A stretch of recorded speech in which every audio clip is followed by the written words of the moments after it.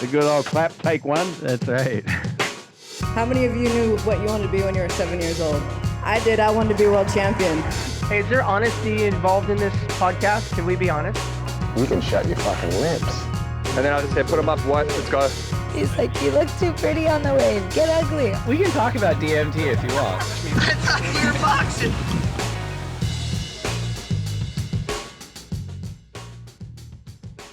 So we have Costa Rica's Brisa Hennessy on the lineup today. I'm really excited, and it's in person, which I don't remember when the last one I did in person was, but I'm really honored you joined me for this, so thank you. Thanks so much, Dave. No, I absolutely love the lineup, and like you said, it's really special to see people in person, and I think to see everyone's smiles, and especially be really close to the location that we're going to be surfing at next, Haleiwa. We're across the street, I guess. Yeah, we are. It's big secret. We're across the street from Haleiwa. But it was so nice because I saw you last night in the water briefly, and it's just nice to connect in person. And congratulations on your Challenger Series season. I'm sure it was it's just been such a crazy couple of years. It must be a relief coming into Hawaii, which feels like a bit of a second home for you, knowing that you're on tour next year and knowing that you just get to go out there and perform. Yeah, wow. I know I feel so grateful to be in the position I'm in right now. And I honestly have to say I really didn't expect to be here right now in this position. And I think that's honestly everything. I think this year I put so much expectation on myself and expectation on a breakthrough, on a result, on a wave, while I kind of lost myself, within that. I always go back to one of my favorite philosophers, Alan Watts. He talked about how life is not a journey. And I found that so interesting because I feel like I've been preaching that my whole life, right? Like life is a journey. Like this whole process is a journey while you kind of like lose yourself within that, like this destination that it's hard to get to. Right. So when you say you didn't expect yourself to be in this position, are you talking about in terms of having successfully requalified? Did you kind of give that up after a very topsy-turvy CT season? It didn't work out the way you wanted. Were you just lowering your expectations so it didn't hurt as much? Like, what was the process for you there? Yeah, I think I didn't expect to obviously be coming to this event already qualified. Right. I think that was a really big plus for me, and definitely really eased the nerves in so many ways. But I think I didn't expect to be in the place I am mentally. I feel like I'm a lot more at ease, and I think expectations is just a loaded kind of feeling and question in so many ways as athletes, right? We have so many goals, and it's like I said, it's going to be a long journey again, but in a way it's not a journey, I was talking to, in this house, but not in this house right now, is Travis Logie and his wife, Shauna, and we've been catching up on all sorts of things. And we were talking about expectation management for elite surfers. And we were talking about, Kelly had his film like Letting Go, which the entire idea was like, I'm not going to care. Therefore, I'm liberated to surf to my potential. And we talk about, Dane Reynolds used to kind of go, I'm going to eat gas station food and ride kind of different boards so I don't overthink that I need to deliver to maybe everyone else's expectations about me. And Trav said something really interesting. He goes, that's totally correct that you do need to kind of like separate yourself from those expectations. But when you do it as a contrivance, when you're actually like pretending to do it, it doesn't work that well. And I thought that was so interesting because now it's become this thing where, okay, now people are actually intentionally trying to be like, oh, I don't care. It doesn't matter. Yeah. Like we're all having fun. And that's just not the case for competition really in anything. Yeah, no, that's amazing. It's an incredible point. I think it's interesting because I think I've preached or said that in my head, right? Or said it out loud that, I need to stay in the moment. I need to let go. I need to be free. And how does that change where you actually be it instead of do it? And it's the being part where it changes everything. It's crazy to talk about, Well, and surfing's so unique too, when just in terms of how confident you can ever be, right? Because it happens in the ocean, and it's like, I use these parallels. It's like, well, in other sports, you can be the biggest, strongest, fastest, most talented, and it's a static playing field. And you're like, I'm better than that person. I'm going to win. And you have like, people can have this element of swagger where you can do all the same exact things in surfing, but at the end of the day, the ocean's kind of in charge. So I think that lowers the ceiling on everyone's confidence to a degree, because they're like, I could easily be the best, but I could lose. For sure. No, the ocean, I think, keeps us humble and it keeps the sport so interesting. There's not really any sport like it. Right. I talked to my dad a little bit because he's a fisherman. So it kind of is a sport where it's a little bit the same, right? You know, you could be the best. And, you know, I've said it before, he's like pretty much the Kelly Slater, I think, of fishing. But he talks about how, you know, you can prepare, you know, you can prepare mentally, you can prepare physically, but sometimes the fish is not going to eat your lure. Right. And that's how the game is. And to stay grounded in that and to stay strong in that it's, you know, it's okay in a way, you know, it's hard to be in that state of like blaming the ocean or expecting the ocean to give you a wave. Like I remember like I think this year and last year I was kind of expecting, you know, the universe to like, I don't know, provide me a wave, and where I needed to make that myself. I needed to bring that luck myself and dig deep in a different way. You know, in just hearing you talk about it, and you talk about it so beautifully and articulately, which probably isn't a word. You say you're talking to your dad about that, but I'm curious, do you work with a sports psychologist as well? Because it seems like that's been a trend, at least among the elite surfers and probably surfers at all levels over the last few years, where, yep, you can have all the talent in the world, you can do all the body work that sort of seen a renaissance, maybe kind of post McFanning's hamstring injury back in 2005, whenever it was. But more and more surfers are working with sports psychologists to really give them the weaponry up here when you're out in the ocean, because it's such a chaotic field of play. I'm just curious if you've done much work with any of them or any. Yeah. Ironic enough, I met my sports psychologist on Motu. Okay. And it was actually the year before I qualified for the championship tour. So it was a really stressful year. And he definitely changed my mind. Like, it's everything. Having a mental strength is everything in the sport. And I think we take it for granted because it's so much more powerful than we could even imagine. Right. So yeah, he's from Australia, Mike Duff, and he's worked with Lane Beachley and a bunch of tennis players. But yeah, I think he, you know, I had so many losses this year where he believed in me, you know, where I felt like no one could. And he really, I think, just helped me, I think, be in a state of just being grounded, but also know that it takes time. And like, sometimes you need to go through that, and people's time of like losses, of hardships, it can vary, and there's no like written playbook. Right. That's so interesting. And I'm going to bring Travis back into the conversation too, and betray his confidence because he's telling me something, but I'm just kidding. But he was telling me, he goes, you know, my brothers were better surfers than I was, him. And he goes, but they were not programmed to lose ever in the sense. And so they wouldn't have survived in surfing because you lose so much, right? Yeah. Like there's 50 odd men and women on tour at the end of an event, you know, 49 of them are pissed, right? And one or two are okay. And even they probably thought they got underscored, right? Yeah. But it's one of those things where you just have to be able to lose to maintain, because eventually things will come around. Yeah. 100%. No, actually bringing up Mick Fanning, I remember going into Europe, and he was so incredible to me because I reached out to him a couple of times, and, you know, he's been through, you know, incredible highs and lows in his career. And I think he stayed so grounded and, you know, finding the balance of who he was on land and in water. And I was so like blown away by that, because like, that's what everyone wants to get to, of like having a sense of self on land, but also, you know, being an incredible competitor in the water. And he told me, I think going into Portugal and France, he was saying that, you know, all the losses are actually part of this unbreakable body armor. And sometimes you don't see those losses as that, but you're going to be like unbreakable in some sense. And not saying that you're not going to, you know, lose again or have these hard times in your life, but it's all part of it. And you sometimes don't see that. Right. And that was like was amazing. You know, his words, and he really made a big difference for me. I'm sure. And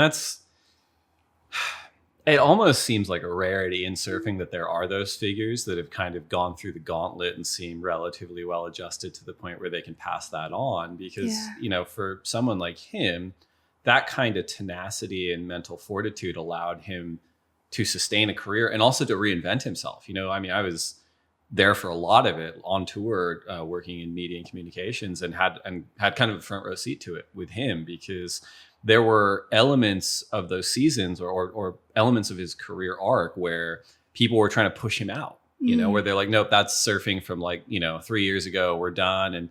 And that's a hard thing really for anyone to take. And that kind of mentality has really taken a lot of people down, in the sense of like, oh, I'm past my prime, surfing's progressed and I'm not there anymore. And I think it's such an interesting thing that he's passed that on to you, right? Because it's this tenacity of losing doesn't mean that you're done. You know, it just means that you're going to continue on and do something different. So it's very cool. 100%. I think as an athlete, you know, you're kind of like in the limelight, and people see you from the outside, right? And they really have no idea what you know, your saying it again, journey is, but your process and what, you know, you've gone through. You really have no idea what someone goes through, right? And I think you know, I've learned through this to have more compassion, I think, for people, and to really see that, you know, there's so much growth within everyone, you know, even if you can't even see it, even if that person, you know, might be at the bottom,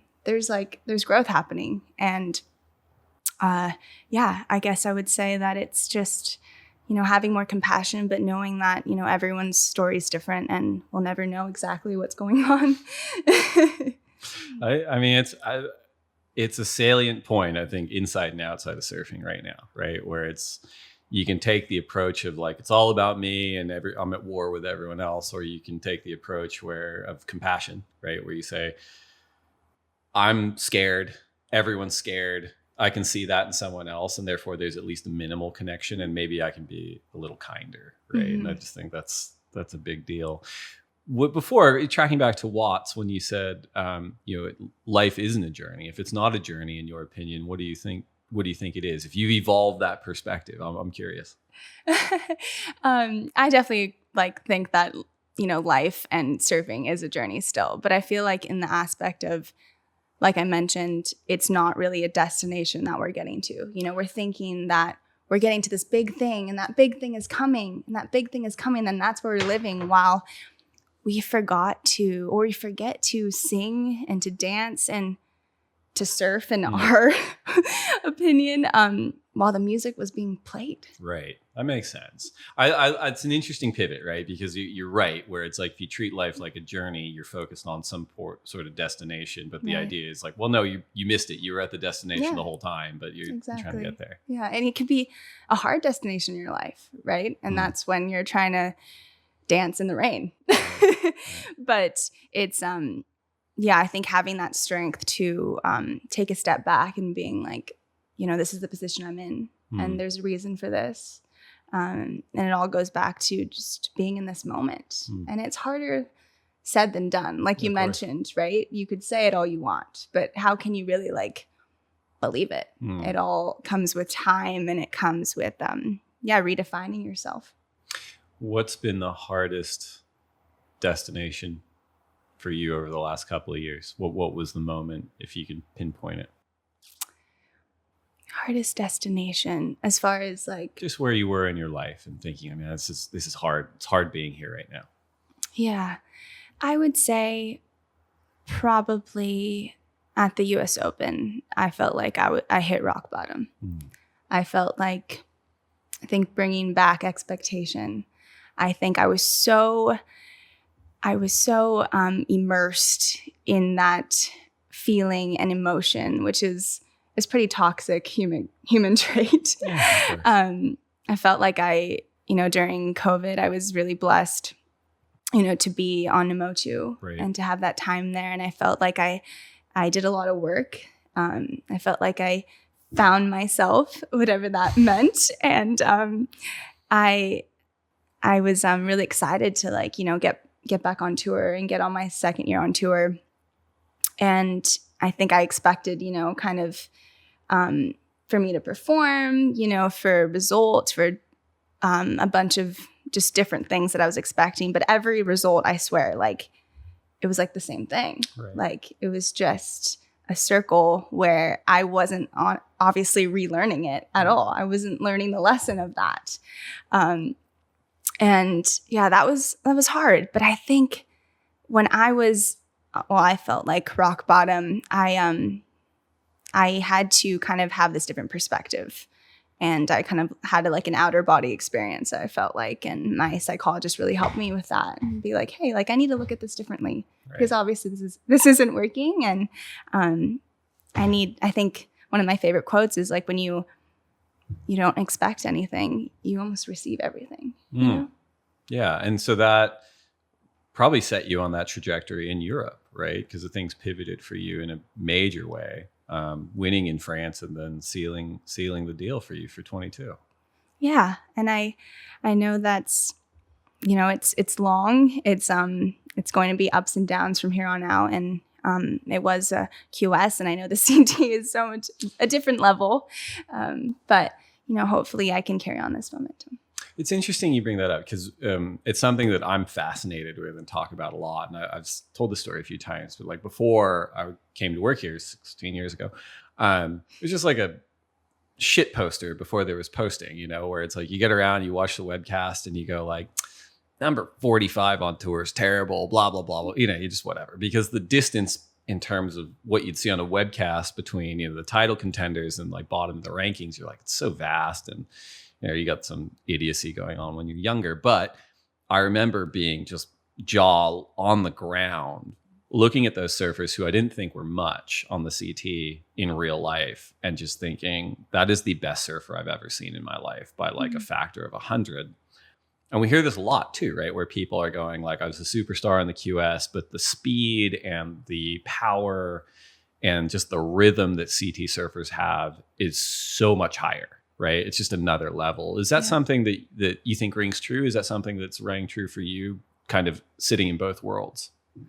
Yeah, it's definitely a big contrast, I would say. But there is so much talent on the QS that I think people really don't see. And I think that's what the Challenger Series has really given light to, is it is kind of like the big stepping stone for those QS surfers, because they have it within them. Right. I feel like the top Challenger Series surfers have that, CT surfing. It's just, it comes with time, I would have to say. And you can't rush time. And I think the more time that you have on the CT and kind of finding your place, and I think making a statement, and it all goes back to finding your place on tour. Because, you're not trying to be someone else. Right. How do you be your truest version of yourself on the CT, and be that unique, character, that unique surfer? And that's all we're trying to aspire to be. But I would say time. Your rookie year was 2019. So just before the pandemic hit and things got chaotic. You had a great rookie season, third in Bali, I think fifth at Bells, and you were turning a lot of heads. Do you think that being a rookie and going back to the expectations thing and being like, I'm just happy to be here, was a bit liberating in how you were able to perform that season? Yeah, I would say so. I think I definitely lost myself after, I think maybe Margaret River a little bit, because I was definitely comparing myself to others on tour. And that's not the headspace that you should be in. Is there someone in particular you compare yourself to, or is it just a general kind of like, that I don't do things like that person, I don't do that thing like that other person? I think just in general. I'm very observant and I'm very analytical, probably because I'm a Virgo. But no, I think I'm very curious, and I think I always want to learn from the best, and I want to my grandma would always say, steal like an artist. And I think that's really, important part of life is, stealing little good things from other people in some way and making it your own. But I wasn't really making it my own. Right. And that's hard because you can only do you. at the end of the day. You can't replicate somebody else. Was there an element of hero worship? You're still so young and so accomplished, but like growing up looking at surfers like Tyler Wright or Steph Gilmore or Carissa Moore, whoever, who've been in the limelight and then having to put the singlet on against them. Is there any awareness where you say, geez, I don't know. Like I used to watch this person's segment or heat to get psyched to surf, and now I got to beat him. I don't know if I can do that. Yeah, definitely. I think there's so many different approaches you can kind of have as a rookie, right? You can have that confidence of like, actually, they're probably more scared than I am because it costs them more if they lose to a rookie. Or you could be in the space of like, wow, like I don't really belong. Like I'm trying to find my place. Imposter syndrome. Yeah. And I would say I definitely leaned into that more. Right. Because I didn't really know who I was back then. And I was 19, but I felt like I was so young in so many ways. 19 is young. It is young, but I felt like I was like a late bloomer, and I think that I wasn't really ready, but it was definitely an experience that I needed to have, and I was grateful for. Of course. The age thing's interesting because superstar athletes across the spectrum now, but certainly in surfing now, have to grow up and become adults in the limelight. Yeah. And I'm not the only person that says this, but like, other sort of professional commentators like myself would say like, I'm so glad that social media wasn't around when I was 19. Like, I'm so glad it wasn't around when I was 29 or what, you know what I mean? Like, for sure. And there's so much growth that humans go through like their whole lives, but specifically between like late teenage years and early 20s, having to do that in the spotlight of even a webcast, let alone like media profiles and social media is a huge thing. Is that something that you've intentionally tried to combat or not combat or just navigate? Or is you just kind of like, look, I am who I am. This is all I've ever known growing up in an information age. And that's how I'm going about my business. Yeah. I think being in the limelight and social media and just this fast-paced life we're living in is really scary. And I think about those, next generation, athletes, they're so young, and I feel like, have they lived without Instagram? Like, I think that's what's so scary to me is that I guess I was born off the grid in Costa Rica, and I didn't even know what a telephone was. Honestly, we had radios, we had no electricity. And I think coming from that really just gave me a different way of looking at life, but also kind of harder to get into the social media nowadays, right? So how do I find that balance? Because it's part of your career, part of the job. And part of the job now. So I think I'm trying to find that balance, right? Of like, this isn't really real in some ways, but it's also, part of my job, and I want to stay true to who I am too, but I think social media is a great thing, but it's also, definitely screws with our minds for sure. Right.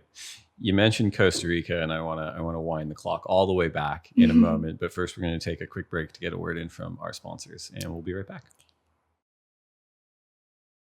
So you mentioned growing up off the grid, but for our listeners, can you be a bit more expansive? What does that mean? Where were you?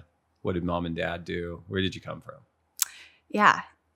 Where did I come from? I literally came out of the jungle, I would say. No, my parents met in Hawaii, and pretty much after their first date, my dad was like, my dream is to move to Costa Rica. So they saved up all their money and they drove from California, and they stumbled upon this little, not even a town, like just, I would say, jungle part of Costa Rica called Matapalo. And they lived there for 14 years. And then I was born. And so that was such a big part of my life. Like, it changed how I saw the world in so many ways. Right. Matapalo. So, and you grew up in Costa Rica. And what did mom and dad do down there? He's sort of on the fringe of society in a lot of ways. I would say they're little hippies. No. There is definitely hippies You around can, us. yeah. No, our house was completely open. So I couldn't even explain it. Like literally there was no doors, no windows. It was completely immersed in nature. And we lived on this perfect little bright Point Break. And my dad was a fisherman. Mm-hmm. So he would, his deckhand would pull up the boat and he'd get on the boat and take people fishing. And then also my mom was a chef at an eco lodge in La Barrios, which was just up the hill. So I was born in the ocean, and I would say I was born in the kitchen also. Right. That's incredible. So you never knew a life where you weren't surfing. Yeah, I guess I wouldn't know. Born to it. And how, I'm so curious now. How old were you when you first left Montepalo or the area? Like, what were some of those early experiences like? Did you go to, I don't know, Tamarindo, or did you go to San Jose, or did you leave the country and go like, oh, wow, like this is the world and it's so different from my home? Yeah, I think my first real memory of like society, or just like, I don't know, the United States, I came to visit my grandma, and I had my first donut, and that was like massive. That began my sugar addiction. But how old are you when you first donut visit grandma? I think I was like maybe like 7. Okay, are we talking like a maple bar or like a cinnamon? It was a chocolate donut, Okay. so that's why probably I'm a chocoholic. It all went downhill from there. But yeah, so I remember having a chocolate donut and then also seeing a vacuum for the first time, and that scared like the crap out of me. I was completely petrified because we lived so simply, you know? Right, yeah. We were so like just with nature, and like every day was an adventure. I lived there for 9 years of my life. Right. And what happened after 9 years? My grandparents were getting sick, and so we came to Hawaii and decided to just look out for them and think get a better education, and and that's kind of how my competitive surfing kind of, I guess, went. Right. Was it had you done a lot? I guess had you traveled outside of visiting your grandma and eating donuts for the first time much more than that, or was like moving to Hawaii like a pretty big shock to the system? I definitely, we traveled, I would say, a little bit. So I it wasn't like that big of a shock. Right, yeah. I think that I kind of knew I had like my bubble was bigger for sure. But I definitely remember like going to actual school, because I was in a class with only like 4 students in Costa Rica, and my class was like 25, and I was mistaking my I's for my E's. Right. And I think I was in second grade. When I first got back to the States. And yeah, it was definitely like a big change for me. But luckily, you know, I had a lot of family in Hawaii and made some really good friends. And I had the ocean always. Right, yeah. So that was really important. Gravitating towards competitive surfing, is that something that you ever thought about in Costa Rica, or something that didn't really come to you until you came to Hawaii?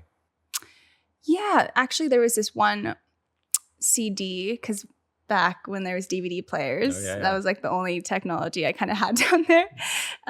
There was this one movie called 7 Girls. I don't know if you ever watched it, but one of my favorite movies. And there was a part where Carissa was in it, and I think she was about 7. Right. And I remember just watching that part over and over again. And it was kind of an older film back then when I was watching it. And I was like, can I just watch Carissa again? Like, I need to watch Carissa again. And then we ended up moving to Hawaii, and I saw Carissa more everywhere. Right. And I was like, oh my gosh, like, that can't be the same Carissa. And she was like, you know, already a world champion. Sure. And I was pretty mind blown. And I guess I didn't really know competitive surfing back then. I was still pretty like sheltered, I would say, in a way. But I think that definitely got the ball rolling. Right. I mean, growing up where you grew up too, and probably having the freedom to develop your own surfing at a pretty rapid pace comparatively, how would you assess your surfing ability for your age when you came to Hawaii? Did you feel like you were on par with some of the other surfers that you competed against? Did you feel like you were maybe better than them? Or did you feel like, oh my God, like whatever I was doing is not what they're doing, and now I have to work that out? It was definitely a very humbling experience. Okay. I was below average. I would say I loved the ocean. I could go straight pretty well. And I could kind of teach. I guess my parents ran a surf school in Costa Rica, so I kind of would just think that I was teaching them or whatever. But actually my first contest was the Menehune, which was at Haleiwa.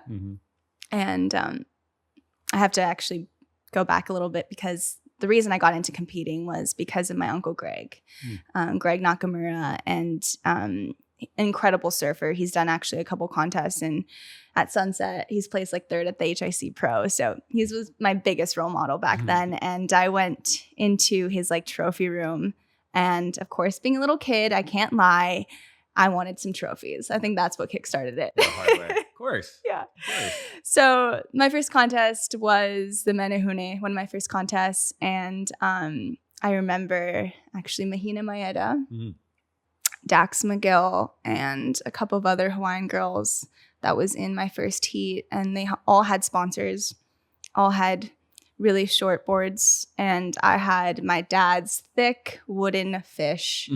And I was surfing the inside, and I just clearly remember like they were doing cutbacks and off the tops on the outside, and I was just mind blown. Right. Yeah. Wow. The sticker thing, I'm going to flash forward, but I definitely want to come back to this. But I've noticed there's a psychology associated with it, or at least one that I'm projecting is there, because even elite level surfers, men and women, if they're transitioning sponsors or losing sponsors and the sticker comes off the board, it does feel like there's a little bit of a body language that comes with it. And it's so fascinating because I think what you're getting, it's similar, where it's like when you're young, it's so important. You're like, I need to have whatever sticker on the nose of my board because that validates my talent. Yeah. And then you could do that for 15, 20, 30, however long, right?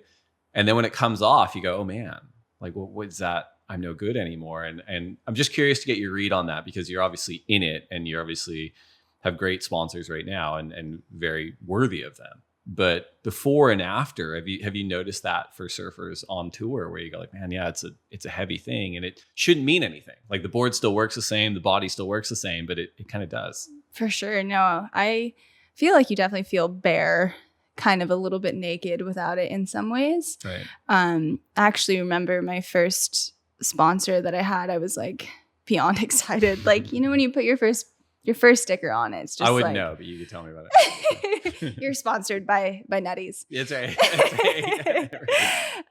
It was Pro Light, and that definitely like just gave me that little bit of like confidence, that underlining confidence that someone believes in you. Yeah, right? You're seen and you're heard, and so that was definitely a big one. But yeah, it's definitely a strange one for sure, because for me, when I actually look at someone that's like super talented and they don't have a sponsor, they have a bare board, I actually am kind of like, I respect them so much more.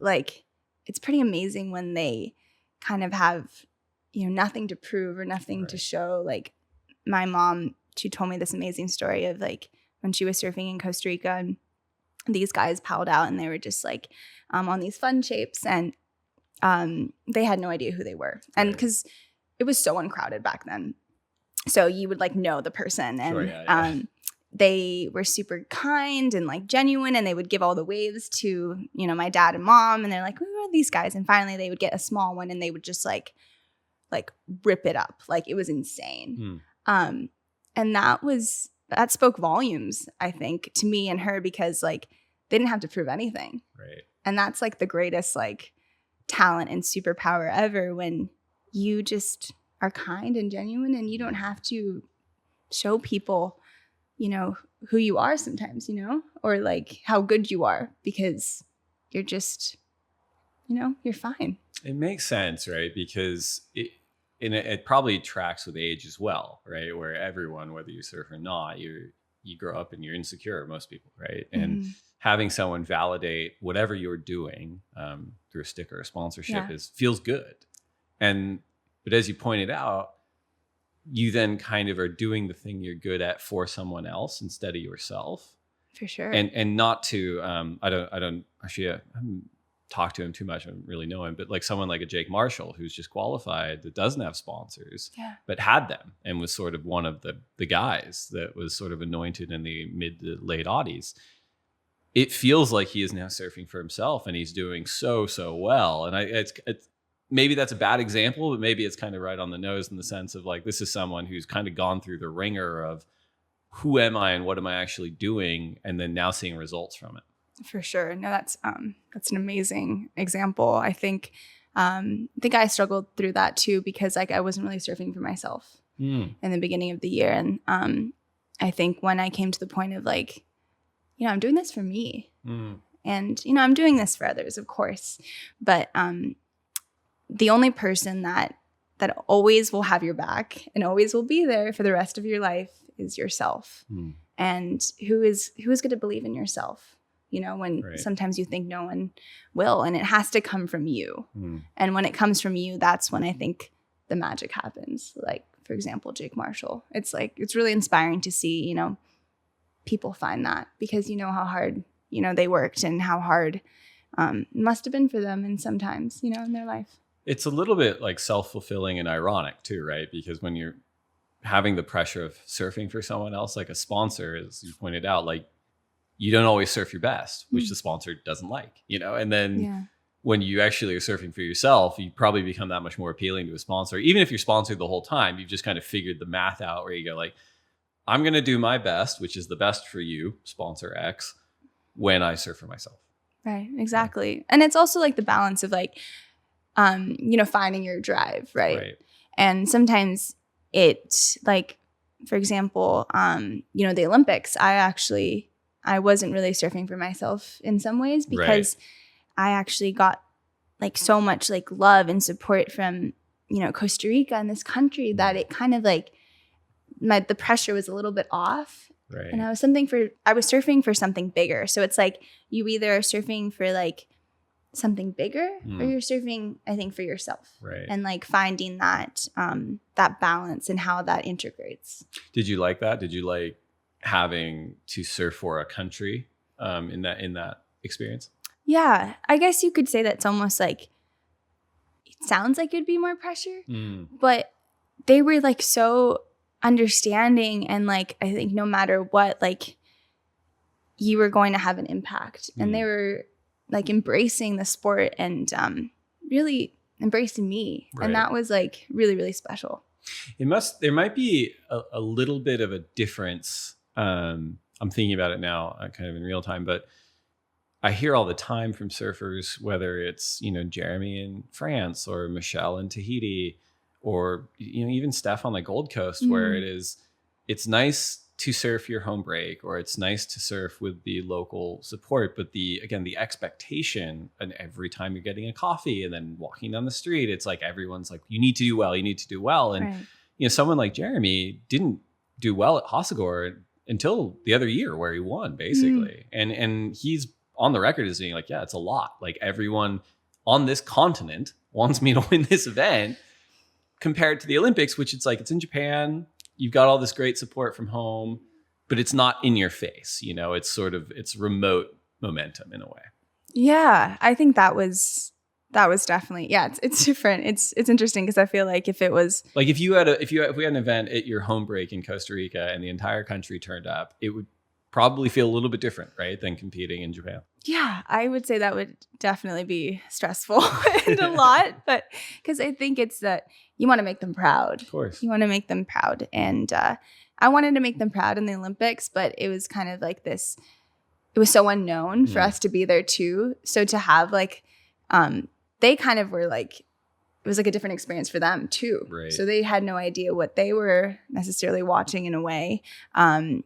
And yeah, I guess it was different because no matter what, it was like, it was an amazing time, such a historic time for the sport, a historic time for the country.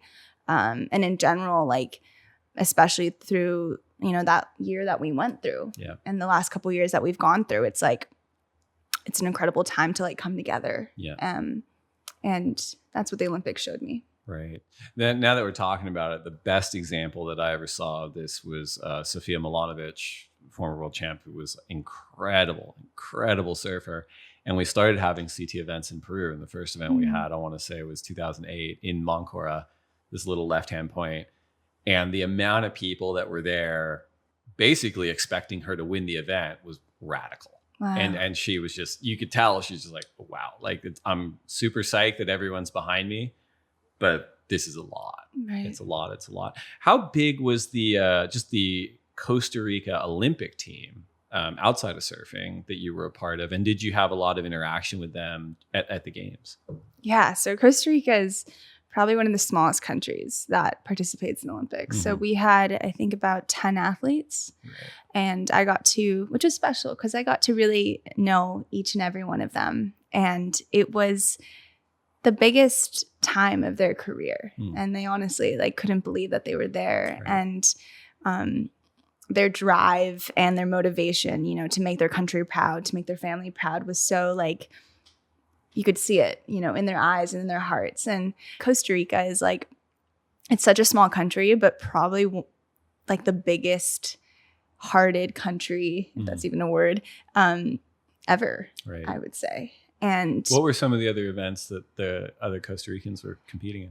There was a couple swimmers and a judo player, a couple judo players, as well as a gymnast, which is really cool, and a biker. So it was a lot of different sports, which was pretty awesome to have that variety. But surfing was such a big one, I think, for Costa Rica, because I think it was huge for that country to embrace the sport. Of course.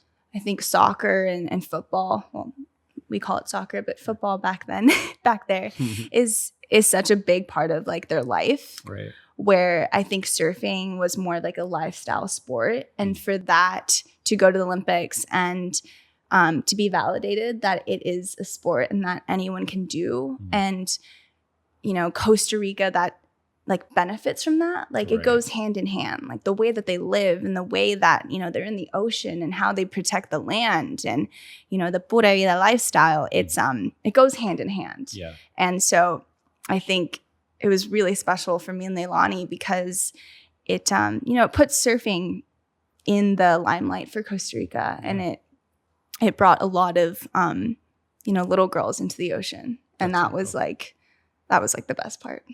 Do you guys, the Costa Rica Olympic team, do you guys have your own WhatsApp thread? Do you still talk? What goes on?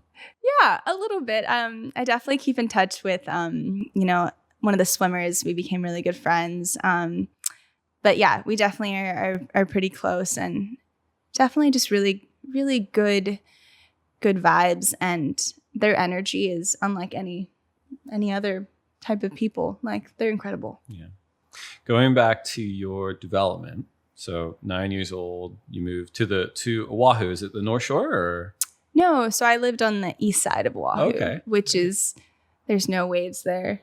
And very, I think, sheltered in a different way too, which I kind of loved. Yeah. I was away from the South Shore and away from the North Shore. I had my own little bubble. Right.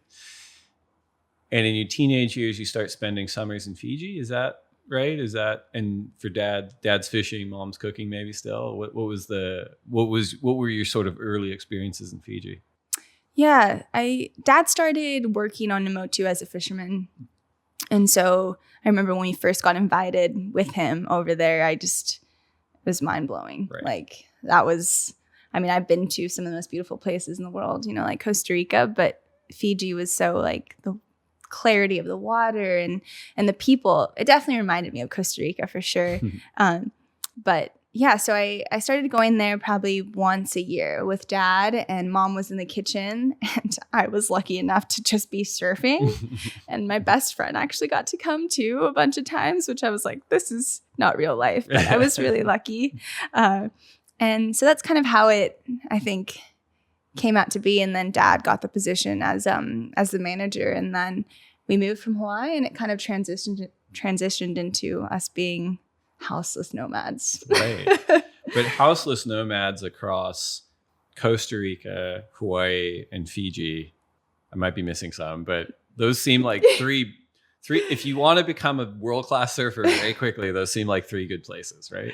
Yes, Joe, I'm beyond blessed. It's kind of crazy to say out loud, but mostly I kind of just live out of my suitcase, and sometimes it's hard. Like I sometimes want my own bed and I want my own kitchen, but I think the memories and the experiences and this unconventional life that my family and I are living is all we want to do, and we're grateful to be doing it. I was gonna say, when you say I want my own bed and I want my own kitchen, do those places actually exist? Like, is there a singular location where you're like, that's my own bed and my own kitchen, or do you have one in mind? And if you don't, where would it be for you? If you had to create, you could still be a nomad. That's totally fine. But if you had to create a home base of operations, where do you think that would be for you? Yeah, actually, I was really thinking about Australia, and I got my residency in the beginning of COVID, which was probably the worst time to get your residency, but I was really lucky to.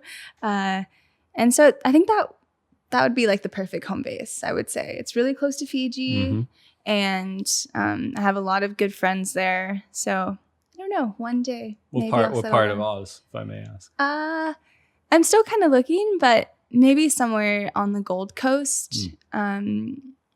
Yeah, I'm not sure yet. Interesting. Going back to your development into a world-class competitive surfer, one of the world's best surfers, no question. You talked about the observable talent gap when you first started competing, and you've obviously narrowed and inverted that gap for a lot of those surfers that you named. Did you feel yourself developing into a world-class surfer at like a rapid pace? Could you noticeably see like, oh my God, like now I'm doing this and now I'm doing that. And now I'm beating that person and now I can do this thing, because it must have happened in such a relatively tight window compared to everybody else. Yeah, it's interesting because I look at all the next generation surfers now, and they're so young, and there's actually a huge amount of them, which is pretty amazing. The person that I qualified with was, Macy Callahan. And it was kind of a weird gap in the CT on how we qualified, because we were on the QS with, a bunch of kind of the QS veterans. And so we were, I would say, almost kind of like the guinea pigs, because we were that, I guess, not really stepping stone, but we're in that weird transition. Wasn't phase. A big generation where it's like 6 people are on tour now. You were in that in between, especially when you're talking about that younger group that's so vast. It's like you're in that in between space. Yeah, it was strange because when we qualified, like, the Chrisas, the Stephs, like they were there to stay, like, and they weren't going to retire, and they're still not going to retire because they're absolutely amazing. But it wasn't like we were like coming and like, I don't know, this new wave was coming. Right, yeah. So we were like getting on and we're like, oh my gosh, like, what do we kind of do? We were very, but yeah, it's definitely, it's interesting to see like how those waves kind of of generation and people happen. But I think getting on the CT, it was definitely like a lot of like highs and lows. Like I remember like my junior career, my biggest rival and amazing surfer, Caroline Marks. We had so many battles together at NSSA Nationals, US Champs, and she got on relatively early. Right. And so yeah, I think that pivot to then going on the QS, and then I had a couple years where I didn't have any good results, was like a different momentum than I was kind of like expecting. Sure. But yeah, I would say it's interesting to see how like everything works. It's funny too, because we touched on that before, where the established elite class have all these tools, but then every year there's new qualifiers coming on, and sometimes they come on in waves, and sometimes there's sort of the intermission group that comes on. But anytime someone comes on, because surfing's constantly progressing, they often come on with weapons of their own, right? Whether it's like they're really adept at fin-free maneuvers, or this group can ride barrels like in a new way. For sure. What I'm going to ask you to be complimentary of yourself for a second, but like what tools in terms of your own surfing did you feel like you have or that you have that are really threatening to the establishment? Is it flow? Is it a backhand? Is it power? It could be all these things, but are there certain things about your surfing that you think give you an advantage amongst the world's best? It's definitely hard to talk about yourself, isn't it? I gave you some runway, so this is my fault. So you can say whatever you want. I'm blaming it on you, Dave. Yeah, that's right.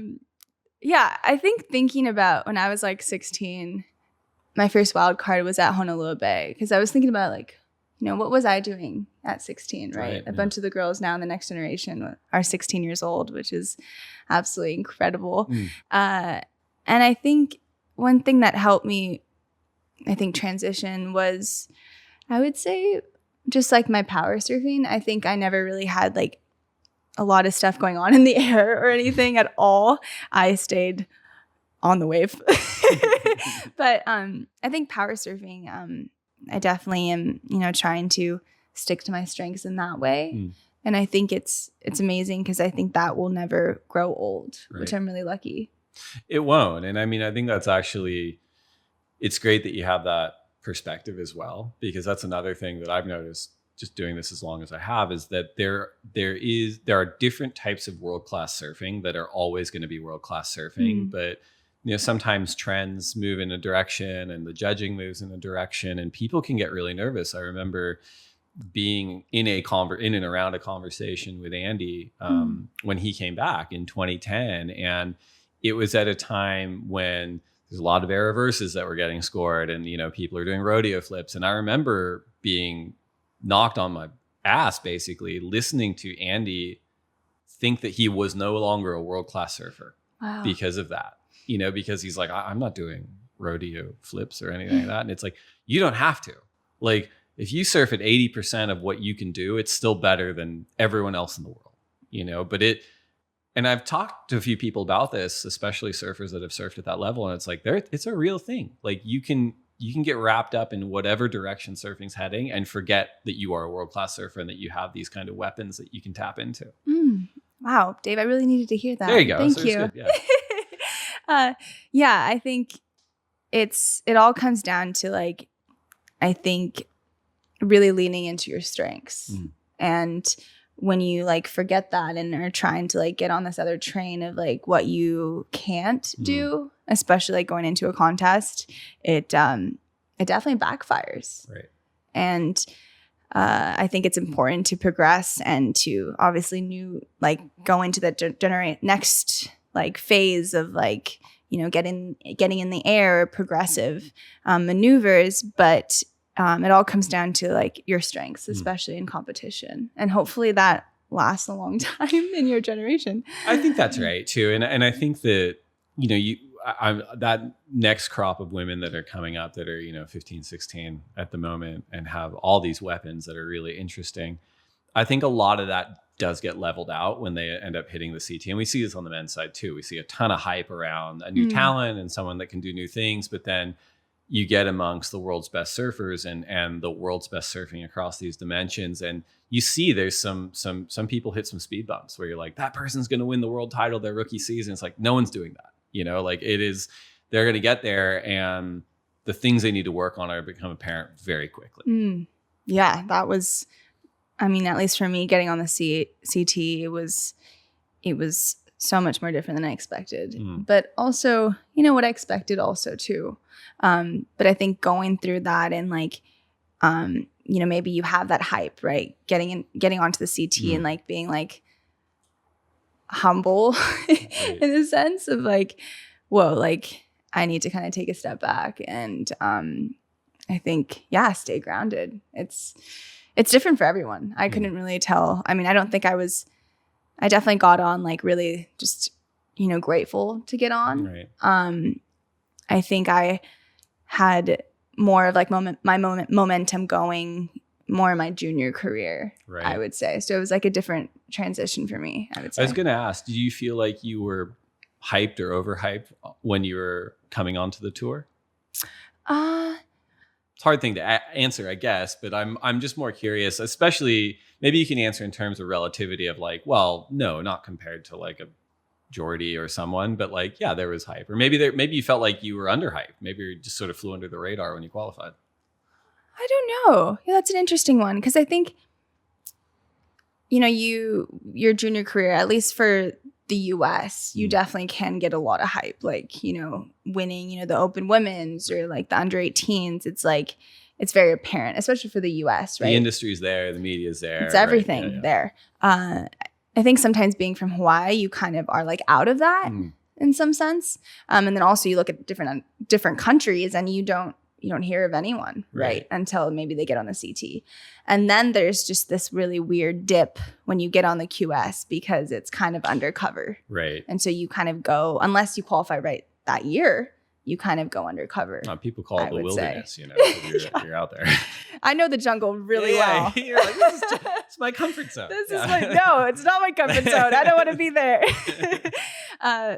But then talking about the Challenger Series, it's kind of like brought that like more to light about these next generation surfers or like, people that have kind of been in the jungle or wilderness for a long time. Like it's like apparent, like they have talent. Like, and so, yeah, I think I'm not sure. I'm not sure how hyped I was, but I think I definitely was stuck in the jungle for a little bit, for sure.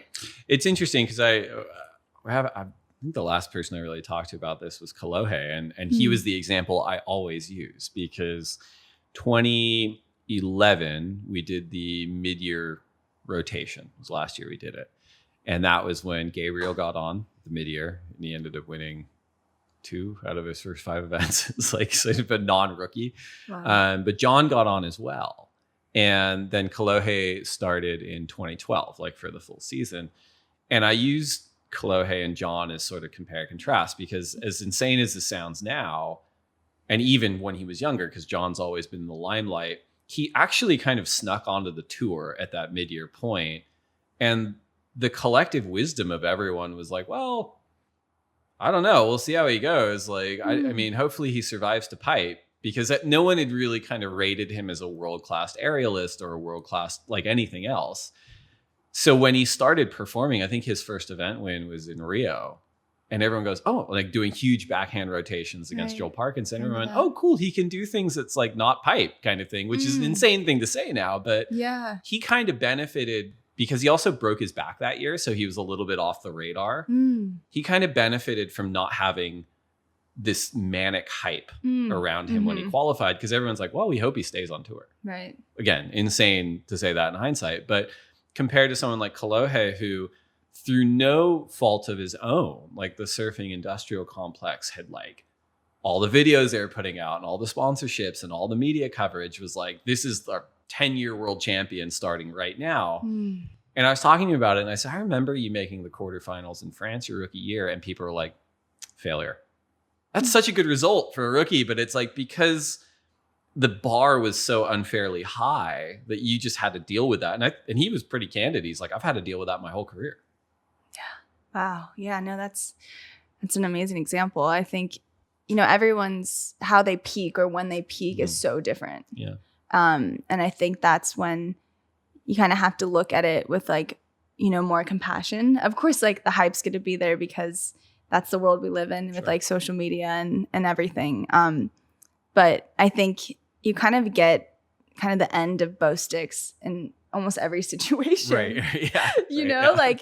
Like for example, John, his belief from himself, all the belief had to come from himself. Sure. And that's pretty amazing. And then, Kalohe on his end, for him to like perform when the bar is that high, like that's crazy too. Right. So I think it all just balances out. It's like, it's an interesting question to really think about. I think you can dive into that really deep. I try to every episode. When did you start your relationship with Rick Curl? So actually bringing up the Menehune again, I remember one of my friends, I guess every year Rip Curl sponsored a new girl. And she got sponsored that year.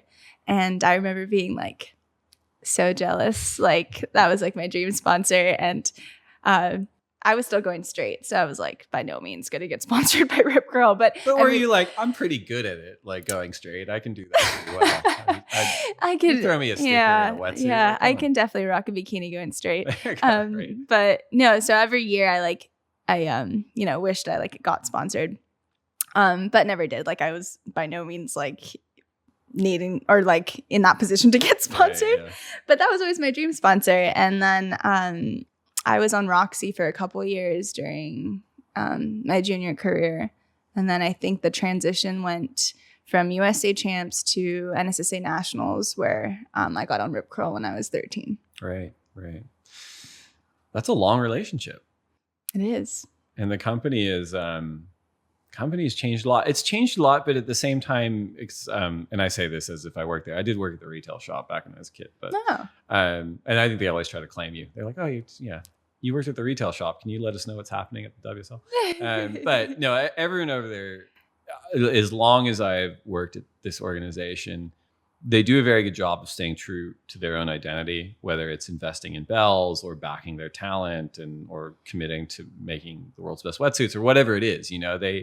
They do these things, and they kind of, I really feel like it's helped them navigate a lot of things, whether it's been the global financial crisis or COVID or anything else. And it must be great to work at a place like that. And I'm sure that you probably started when Brooke Ferris was running the women's team, or at least part of it. And now she's CEO of the entire company. I know. It's a huge thing for just, I think, the sport and for the industry and for Rip Curl. It's beyond incredible. I remember my first trip when I was 13.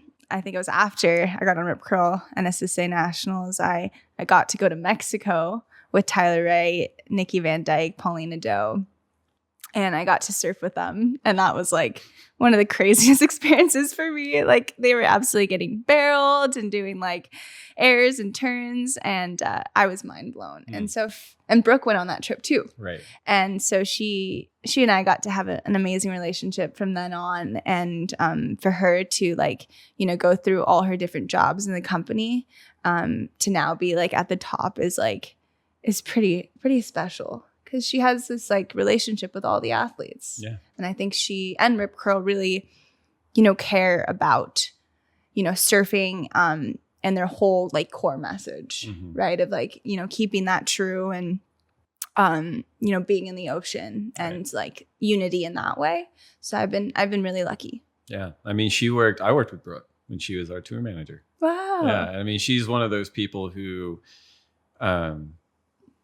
as you kind of pointed out, she's worn all these hats, and she's in a way like understood all these different parts of the sport. And it's great to see someone like her leading such a big company, because she understands athletes and she understands events and she understands product and surfing. And it's not to kind of compare and contrast with other companies, but it feels like she's always going to know that, right? As she's leading the company, where it's like, she's going to understand you or the next you, in a way, exactly. Which is great. Yeah, no, Brooke is incredible, and I congratulate her in so many ways. And I'm lucky. I'm really looking forward to the future. I think working together more with her. And she was such a, I think, blessing in my life, especially this year, because she was definitely, one who really believed in me throughout this whole process, especially when I didn't believe in myself, and to have like that backing, from Rip Curl in that way was really special. And even the community they create too, as you pointed out earlier in the conversation, being able to tap into someone like a McFanning, where it's like he's a teammate and I can get him on the phone and just pick his brain on stuff is invaluable, really. Definitely. It's a really, really great, unique team that we have, going from the Murrow to, McFanning and, Tyler Wright. They're all incredible athletes, and, to have that relationship with them is, it's really special. Got a couple more topics. We also have some listener questions, but we're going to take one more quick break to get a word in from our sponsors, and we'll be right back. So bringing it back to the present, one of your many nomadic base camps, Hawaii, you've been here for a little bit, and this episode's going to drop after Haleiwa, so you've just won another Challenger Series event. Congratulations. But talk to us a little bit about that. So you get to spend a good portion of your year based out of Hawaii. Family here, board builders here. It's an important part of who you are. Yeah, I'm honestly really blessed that I think that was like kind of like a big, I guess, transition for me, and place that I grew up and like found my roots. I think it's such a, as we all know as surfers, such a huge part of surfing and finding your feet on the North Shore. And there's so many shapers and incredible surfers and locals. It's such a historic place. Right. But yeah, I definitely find a lot of like just good energy here, and think it's really special that it's kicking off the season here. Yeah. And how long have you been working with your shaper for? I've been working with TNC, and I was still working a little bit with Makani Shapes. Mm-hmm. He shaped my first custom surfboard when I was 9 years old. And I've had like the amazing relationship with them. Like over, I guess, a decade now. Right. And Glenn Pang has been amazing. I think he's been a really great mentor about just learning about my equipment. I think that's something that surfers take for granted. And I, by no means, know that much about surfboards. I'm like finding my way. But he's incredible. He's worked on surfboards, for 50 years. Right. And TNC has, they're absolutely legendary. Totally. Incredible company as well. And so to just have that like foundation and to have that family, like especially I'm able to like leave my surfboards at the factory while I travel around the world. So it's definitely a sense of home, and they're incredible. I want you to comment on this, because I think a presumption or maybe an unfair assumption of Hawaiian shapers is that they build unparalleled boards for Hawaiian conditions, but Hawaii is so unique that sometimes those shapes don't travel well. But you're someone who travels a ton and obviously surfs all kinds of conditions all over the world. It doesn't seem like it slowed you down at all.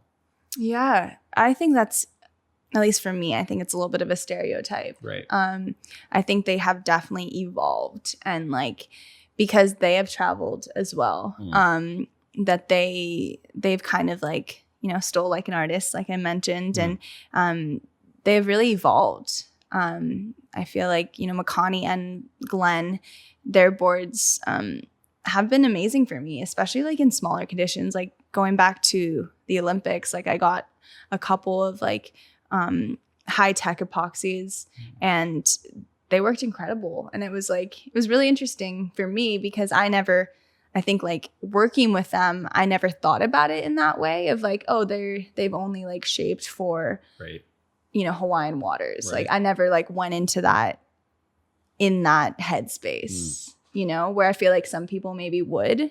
I just always worked with them, and they've evolved with me. And that's been like amazing to have that relationship, because they know how much I travel, and they know how much they have to like, change with me as well. Right.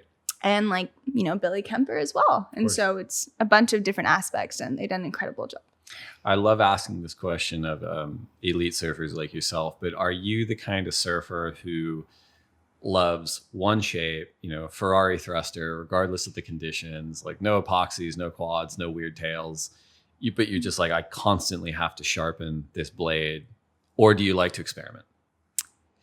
Yeah, I think finding, boards and trying new boards, especially like, being, on tour and like constantly traveling, it's hard to like put in the time to try new equipment. Like It's a scary kind of thing. Yeah. Like, and it's also scary in the sense of like, this can actually take me to the next level, but like also could maybe like step me back. Yeah. If I get like too complicated, like, bringing up maybe Andy, like he always like had the same fins in his like glass in his boards, right? Because he just didn't want to like deal with that.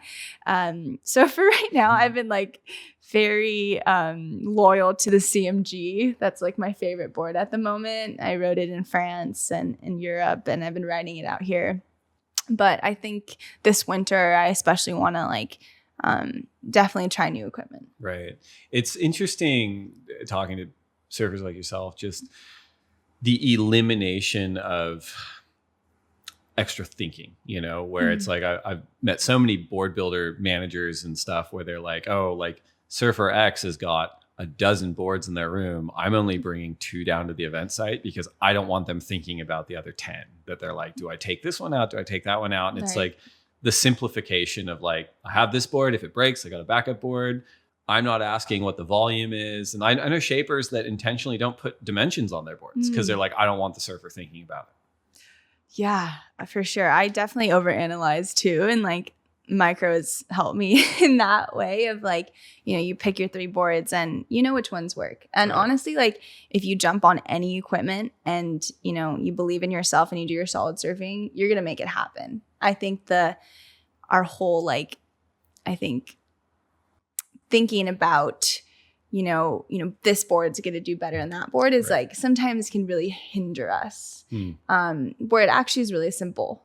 I think just breaking it down on like, it's easy to say, but just like, like I said, micro picking out those 3 boards. And then I think knowing that your surfing is always going to be within you and, bringing that out. But I definitely get in my head for sure when it comes to boards.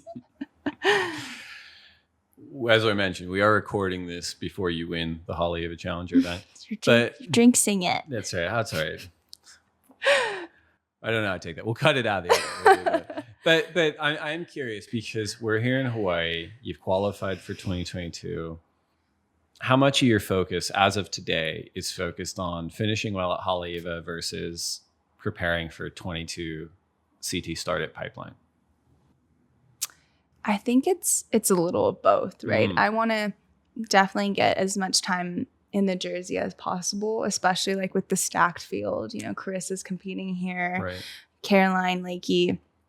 And I think just feeling, the Hawaiian water and the power here, like it's very different to anywhere else. Like, especially, coming from Europe too, which is also powerful. But there's definitely a different like energy that you need to tune into here. And it's super important, at least for me, to kind of like, make myself home here and really, really put in time. So I definitely want to get some heats out at Haleiwa and definitely feel the power. And then I think in between, try to get out at Pipeline as much as I can. And I got a helmet.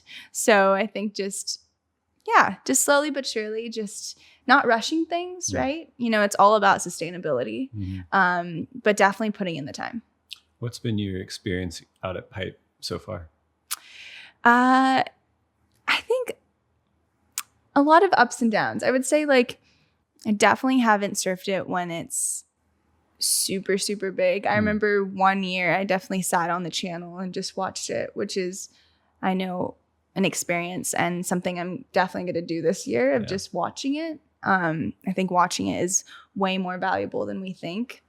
And just being out there and feeling it. I did one of the 1000s, I think maybe 3 years ago.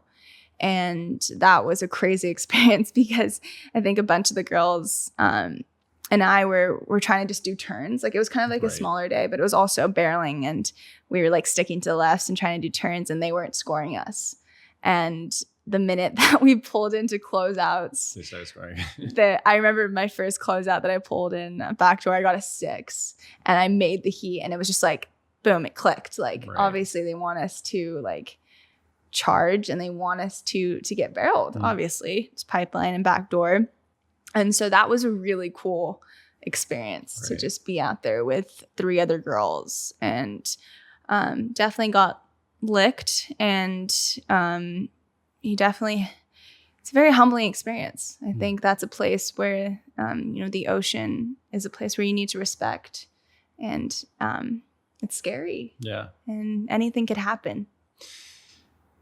It's such a fascinating spot because, as you said, you can go out there on a very, very big day and sit in the channel on the left, at least, and it's completely safe, and watch it. You can't do that on the right, but but like, funny enough, like last year I was in a contact racing house, so I was locked in the backyard at Pipeline for 12 days. Didn't get COVID, but I had to stay there while we tested every day. And outside of work, we weren't allowed to leave. I've never watched so much pipe in my life. And in my head, you learn so much just from watching it. Mm-hmm. You know, I'm never going to go out there when it's huge, but like, I feel like I got better just sitting in the backyard for 12 days straight. Wow. Watching it, you know? I need to do that. Maybe just camp on the beach. There you go. Huh? That's exactly. And then also pick your brain about Pipeline. I don't do that. If we're worried about jinxing, we don't do that.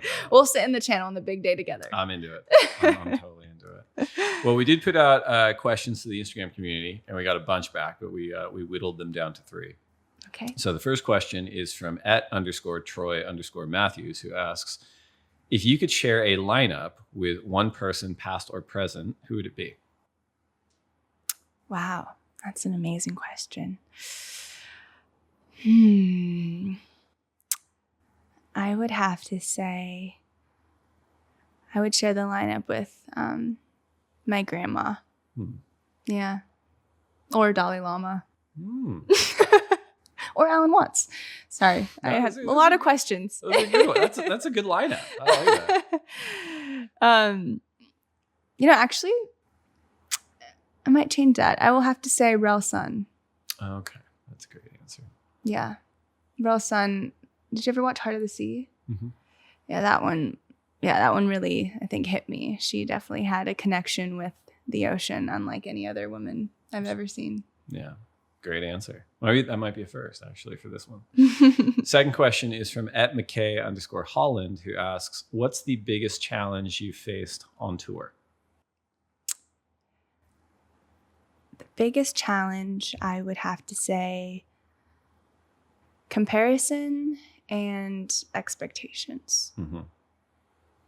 Good answer.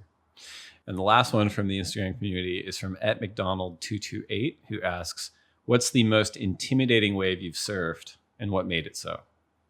I would say the most intimidating wave I've ever surfed was cloud break during the pandemic.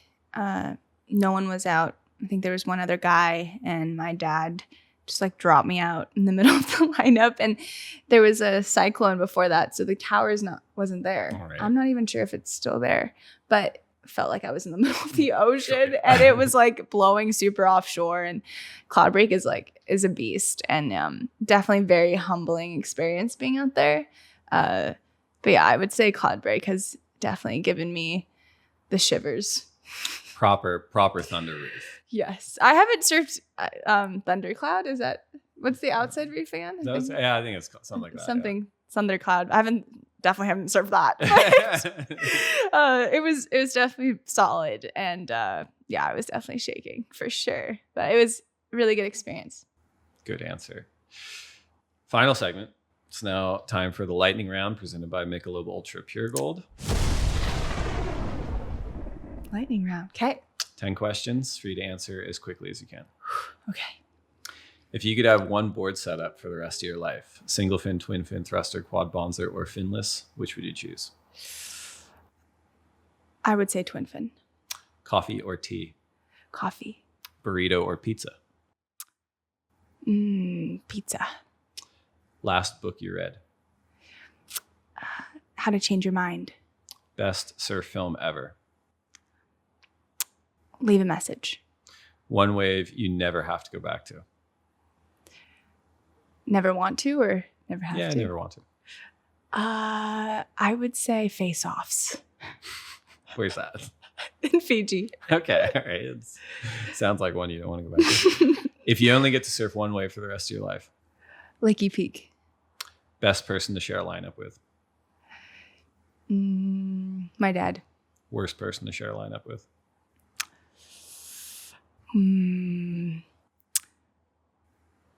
Anyone that snakes. Plenty of those in your profession. Last one. Finish this sentence. I will next achieve a state of happiness by...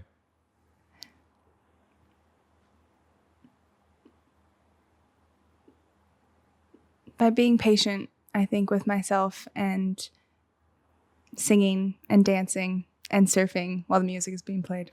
Love it. Brisa Hennessy, thank you so much for coming on the lineup. Thank you so much for your candor and insights. Congratulations on your success this season and your perseverance, which is success in its own right. Can't wait to see what you do in 2022. Thanks, Dave. It's been an honor. And yeah, I'm really looking forward to this year, and I hope everyone is well.